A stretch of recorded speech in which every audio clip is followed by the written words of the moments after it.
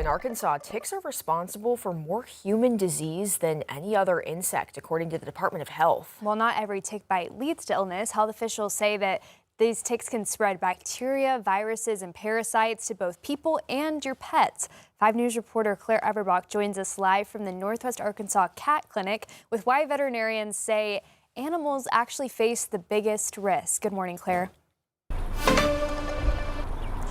Morgan, Lauren, here at the NWA Cat Clinic, they tell me that this is the worst year they've ever seen for bobcat fever in cats. That's a potentially deadly tick-borne illness. Ticks are most commonly found in wooded and brushy areas, which is why it's important for residents to not only pay attention to protecting themselves, but also taking precautions to protect their animals this summer as we do approach tick season. As I mentioned, ticks are most commonly found in wooded and brushy areas, which the natural state does have quite a lot of. Vets recommend checking both yourself and your pets after spending time outdoors. It's also a good idea to wear EPA-registered repellents or spray permethrin on your clothes. Other tips include wearing light-colored clothing and long pants if you're spending longer times outside. Most importantly, vet-approved prevention products can play a big role in protecting animals from ticks, fleas, and even mosquito-borne illnesses.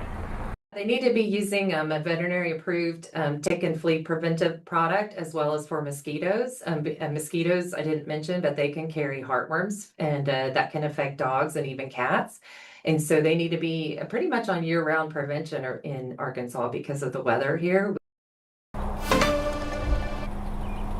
Doctors say if you're experiencing fever, rashes, or body aches, it's important to go get checked out by your local doctor. If you also see your animal experiencing any symptoms or acting off, it's important to take them to your local vet. Live in Rogers, covering news where you live, Claire Everbach, 5 News. Thank you, Claire.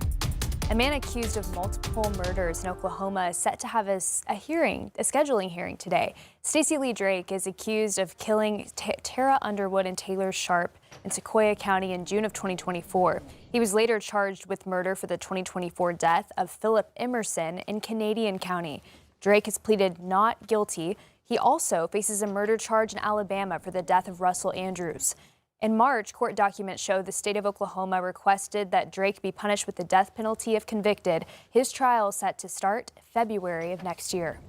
Learning more about a drowning at Buffalo Park in Mulberry. Police say officers were called just after 4 p.m. on Wednesday for reports of a possible drowning. Investigators say a 20-year-old man was trying to swim across the river with friends when he began struggling about halfway through. Witnesses say friends and bystanders tried to help, but he went under before anyone could reach him. The Crawford County dive team later recovered his body near where he went under. Police say there were no life jackets involved and said visitors should understand there are no lifeguards on duty at the river. You just use your PFDs, make sure before you swim across the Mulberry River that you're able to make the swim, because like I say, it's very deceptive of how far he is across to the bluff. Officers say they post swim at your own risk signs at Bluff Hole Park, though many are later damaged or removed. Police say there's no indication drugs or alcohol played a role and that victim has not been identified. Happening now, a boil order has been issued in parts of Alma after a water main leak. It impacts customers on Highway 71 Water District who live along Dean Springs Road and these areas you see right there on your screen. It also includes customers in the area of Newberry Road. The Water District says customers should boil water for 1 minute before using it, and ice cubes should be thrown out.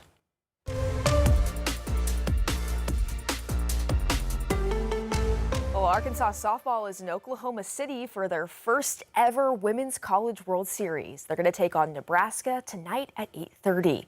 The winner of that game will face the winner of Alabama and UCLA on Saturday. The loser will play in a winner-go-home scenario tomorrow. Before the first pitch today, we have a live 30-minute special on the Hogs' historic trip to the College World Series.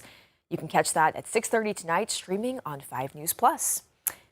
And on the other diamond, baseball in Lawrence, Kansas, getting ready for the first regional of their postseason run. Fans were at Baum Walker on Wednesday, helping send off Dave Van Horn and his crew on their 4-hour trip.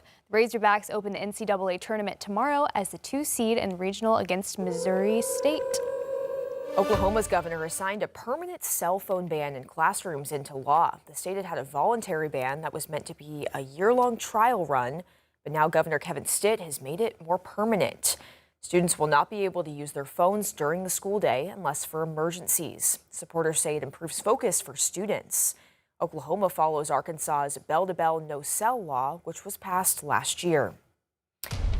An American official says the ceasefire between the U.S. and Iran is still in effect. This despite new strikes this morning. Jared Hill has more.